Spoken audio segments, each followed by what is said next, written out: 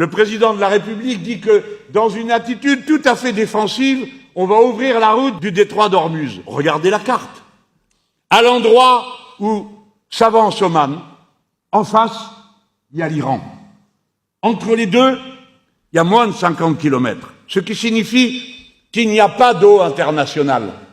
D'ailleurs, ni les États-Unis, ni une bonne partie des pays qui sont là n'ont signé les conventions des droits de la mer. Et par conséquent, c'est un accord bilatéral entre Oman et l'Iran qui règle les conditions de la circulation.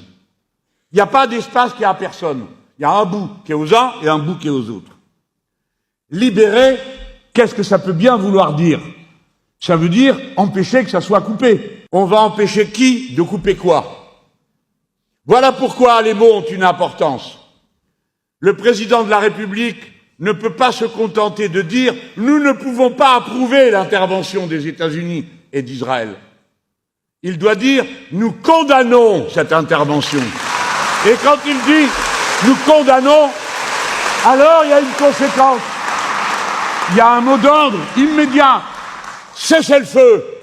Cessez le feu. Arrêtez de tirer. Vous n'avez pas le droit. Parce que si nous gouvernions, que ferions-nous? Nous ne serions pas là, en train de dire « Ah, comme c'est dommage, le droit international n'est pas respecté ». Nous irions voir les Espagnols qui ont commencé à résister, et on leur dirait « Vous plus nous, ça fait deux ». On saurait qui aller voir, un par un, pour dire « Vous venez avec nous, faire le front du refus ». Et moi, je vous parie qu'en quelques jours, nous aurions une majorité d'États et de nations qui diraient « Il y en a marre de la guerre des impérialistes. Nous voulons la paix, nous voulons le droit international. Et nous marchons avec les Français.